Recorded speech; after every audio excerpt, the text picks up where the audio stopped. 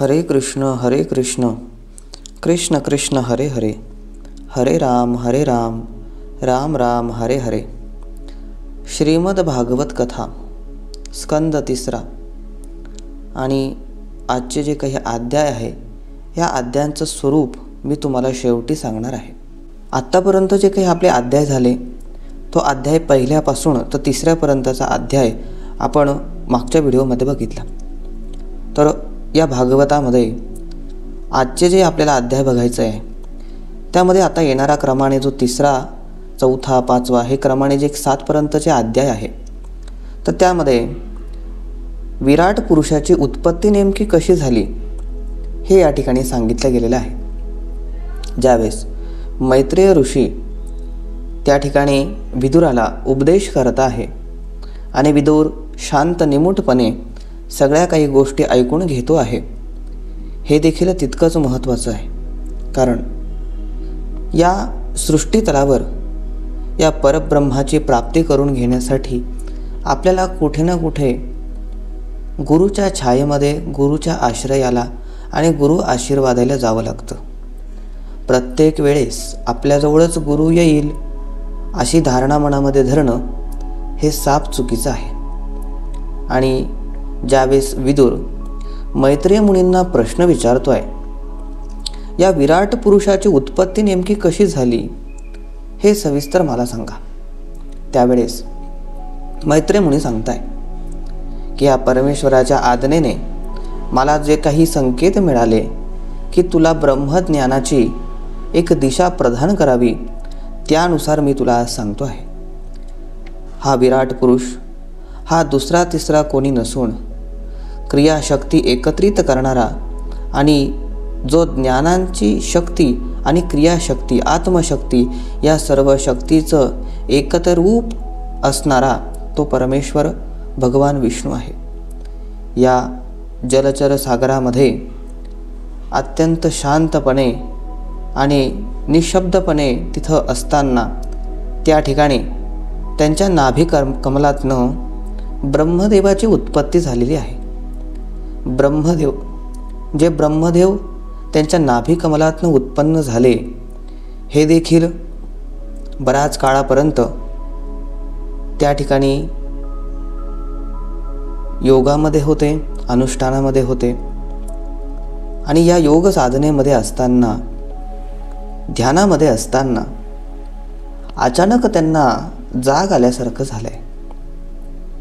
त्यावेळेस हे ब्रह्मदेव आपले नेत्र उघडून बघताय, चहूबाजूला समुद्र आहे, पाणी आहे आणि या पाण्यामध्ये दुसरं तिसरं कोणी नाही तर फक्त मी ज्या ठिकाणी बसलो आहे आणि माझ्या खाली म्हणजेच त्या ब्रह्मदेवाचं जे काही कमळ होतं त्या कमळाच्या खाली भगवान विष्णूंची मूर्ती त्यांना त्या ठिकाणी दिसली. त्यांनी विचार केला, कोण असेल हा दिव्य पुरुष की ज्यांच्या नाभी कमलातनं मी उत्पन्न झालो आहे. हा विचार करत परत ध्यानमग्न झाले आहे. बराच काळ ध्यानामध्ये गेला आणि नंतर त्यांना सगळ्या ज्ञानाची त्या ज्ञानावर त्याचा प्रकाश पडलेला आहे. म्हणजे ब्रह्मदेवांना हे कळलं की हे भगवान विष्णू आहे, यांच्यापासून माझी उत्पत्ती झालेली आहे. आणि ही उत्पत्ती ही देखील ज्या मनुमध्ये मन्वंतरामध्ये कालगणनेमध्ये या सर्व गोष्टी त्यांच्या मनामध्ये येऊ लागल्या. त्यावेळेस त्यांच्या ज्या काही ब्रह्मदेवाच्या गुण आहेत हे गुण देखील त्यांच्या संकल्प विकल्पमार्फत त्यांना प्राप्त होऊ लागले. आणि त्या पाण्याच्या लहरीतनं त्यांना 2 अक्षर कानी पडले, ते त आणि प. म्हणजेच या शब्दातनं त्यांनी विचार केला की मला भगवंतांनी या ठिकाणी तप करायला सांगितलेलं आहे. आणि विराट पुरुष श्रीमन नारायण शांत पडून होते. दिवस नव्हता की रात्र नव्हती, अंधार नव्हता की उजेड नव्हता, दुःख नव्हतं की सुख नव्हतं, हवा नव्हती वायू नव्हता आणि भगवान नारायण एकटेच त्या ठिकाणी होते. त्यांना परमात्म्याच्या प्रेरणेने सृष्टी निर्माण करण्याची इच्छा या तपाच्या माध्यमातून झालेली आहे. तेव्हा त्यांनी आपल्यालाच असे काही सूक्ष्मतम प्रश्न विचारून आणि आपल्याच हृदयामध्ये काही दृष्टिक्षेप टाकून या काल नेमकं काय आहे हे जाणून घेतलेलं आहे. आणि या कालनेमीच्या म्हणजेच कालस्वरूपाच्या तत्त्वज्ञानाचं ज्ञान या ब्रह्मदेवांना झालेलं आहे. त्याच्यानंतर ह्या कालगणनेमध्ये त्या ठिकाणी 10 प्रकारच्या सृष्टी निर्माण करण्याची आज्ञा या ब्रह्मदेवांना झाली.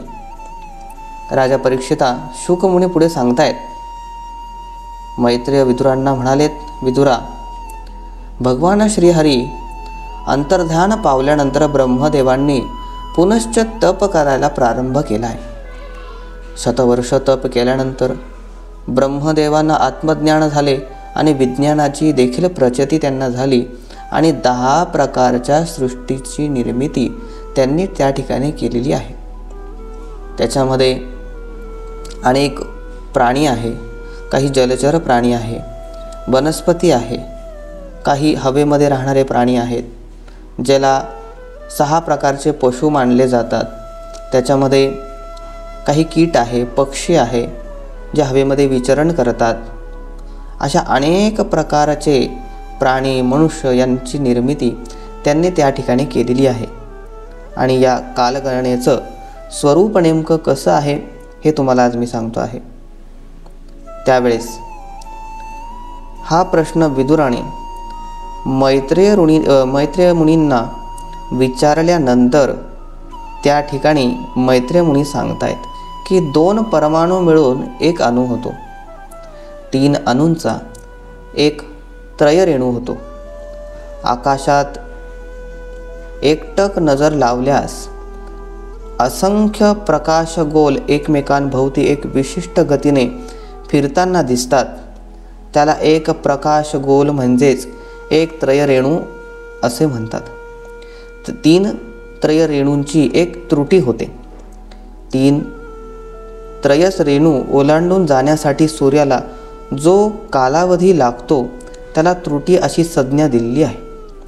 अशा 100 त्रुटींचा वेद अशी गोष्ट त्या ठिकाणी प्राप्त झाली.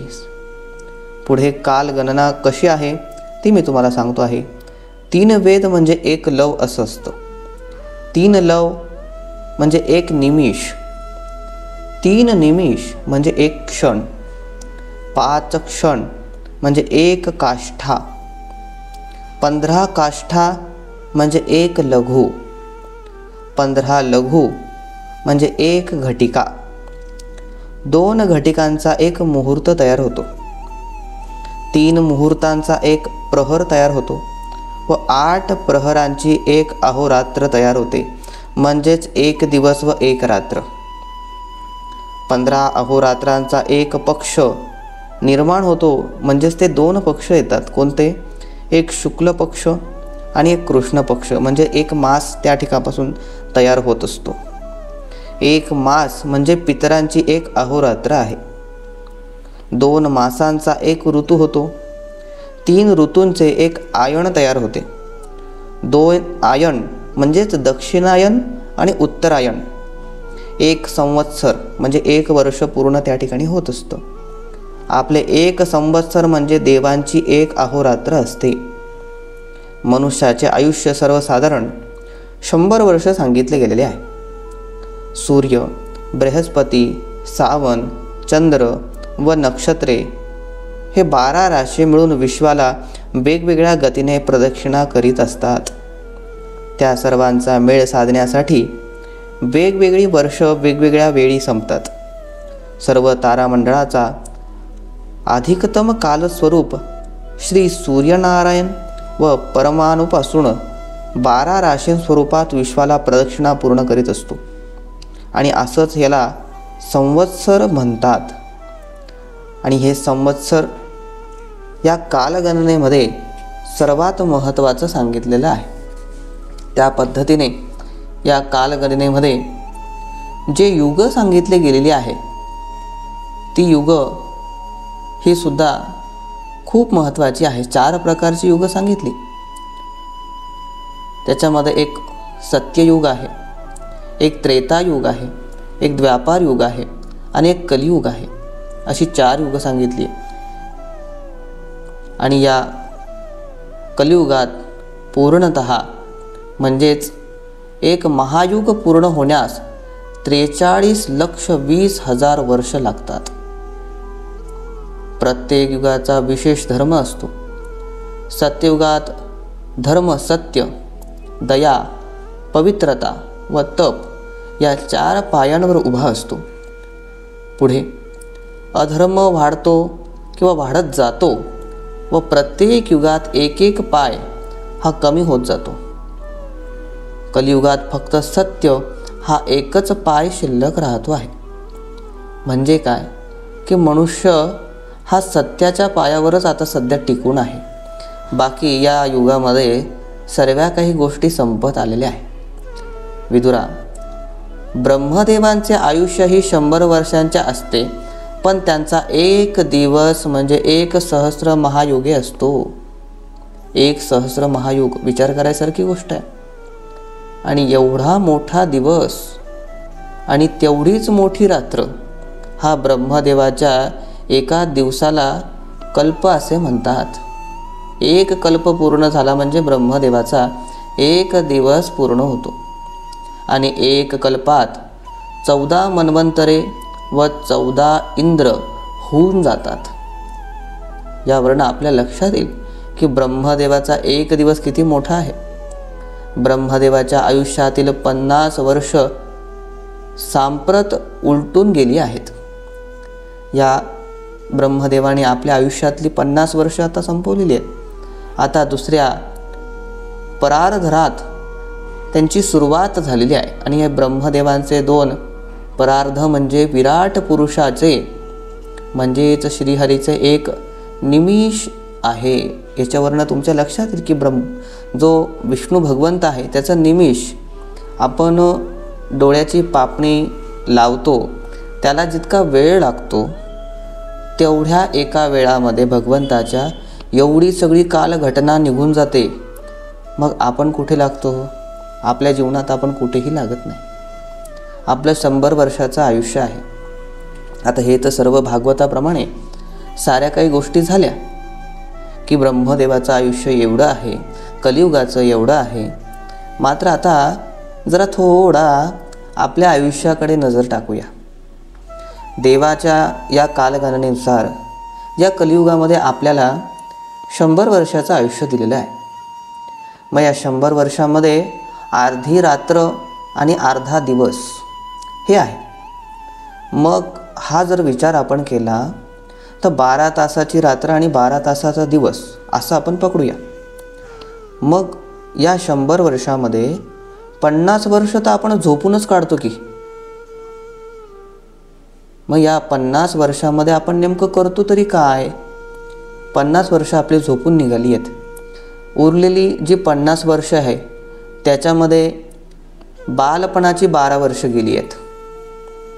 आपल्याला जन्म झाल्यापासून 12 वर्षापर्यंत तर आपल्याला कोणत्याही गोष्टीची समज नसते असं आपण म्हणूया. पण हे 12 वर्ष लहानपणामध्ये गेले आणि 12 वर्ष वार्धक्यात म्हणजे म्हातारपणामध्ये गेले. मग आपल्या हातामध्ये उरले किती? फक्त 25 वर्ष. मग आता या 25 वर्षामध्ये सर्व काही करायचं आहे. त्यामध्ये आपला संसार करायचा आहे, पोरं बाळं सांभाळायची आहे, सर्वांकडे लक्ष द्यायचं आहे, आपलं करिअर करायचं आहे, आपल्या जीवनाचा उत्कर्ष करून घ्यायचा आहे. आणि या सगळ्या गोष्टी करत करत करत करत आपल्याला परमेश्वराची प्राप्तीसुद्धा करायची आहे. शक्य आहे का हो एवढं 25 वर्षामध्ये? मला तरी वाटतं मुळीच शक्य नाही. पण याला शास्त्र आधार दिला जातोय. काय की या कलियुगामध्ये खूप मोठी गोष्ट सांगितलेली आहे. कोणती? की कृते तू ध्यानात सिद्धीस. जी कृतयुग आहे त्याच्यामध्ये ध्यानधारणेने भगवंताची प्राप्ती होत होती. त्रेतायाम जप होमतः. जे त्रेतायुग झालं त्याच्यामध्ये जप होम वगैरे सर्व काही केलं की भगवंताची प्राप्ती व्हायची. द्व्यापारे त्वर्चना सिद्धीस, जे द्व्यापार युग झालं, या द्व्यापार युगामध्ये जर सेवा केली, अर्चना केली तर भगवंताची, या गोपालकृष्णाची प्राप्ती व्हायची. मात्र या कलियुगामध्ये नामसिद्धीर कलयुगेत, या कलियुगामध्ये नामसिद्धी सर्वात महत्त्वाची सांगितलेली आहे. म्हणजे परमेश्वरापेक्षाही परमेश्वराचं नाव किती मोठं आहे. आपल्याला गोंदवलेकर महाराज सांगतात की नामाची शक्ती काय आहे, की भगवंतापेक्षाही मोठं भगवंताचं नाम. आणि हे नाव या कलियुगामध्ये सगळ्यात श्रेष्ठ सांगितलेलं आहे.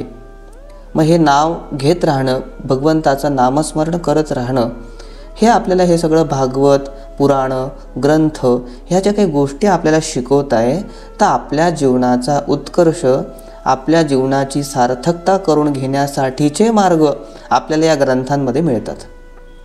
आणि आपल्या हिंदू धर्मामध्ये जेवढे पण काही ग्रंथ आहे, या प्रत्येक ग्रंथामध्ये ज्या विद्वज्जनांनी ते ग्रंथ गायलेले आहेत, त्यांनी काही स्वतःचंच धकवलं आहे बुवा असं नाही आहे.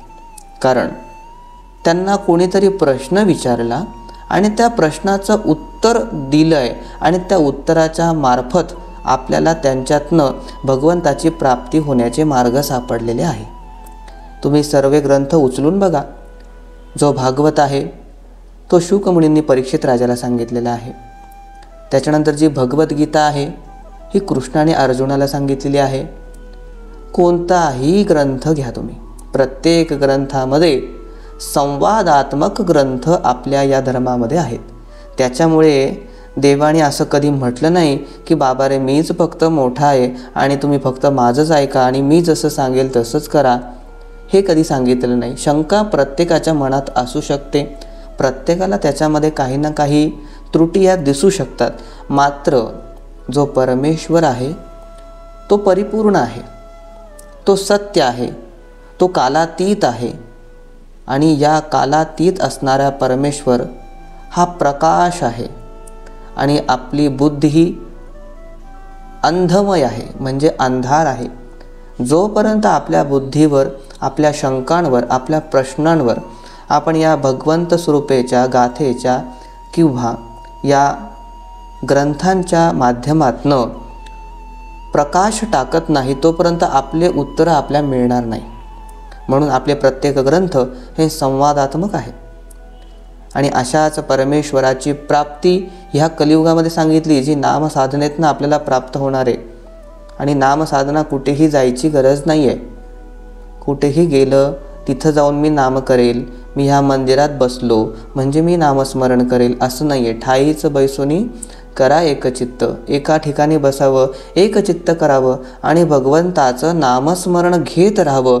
हे आपल्या जीवनाला सगळ्यात उत्कर्ष आणि आपल्या जीवनाची सार्थकता करून घेणारी गोष्ट आहे. हा व्हिडिओ जर तुम्हाला आवडला असेल तर जास्तीत जास्त लोकांपर्यंत शेअर करा, लाईक करा आणि सबस्क्राईब करायला मात्र विसरू नका. हरये नमः, हरये नमः, हरये नमः.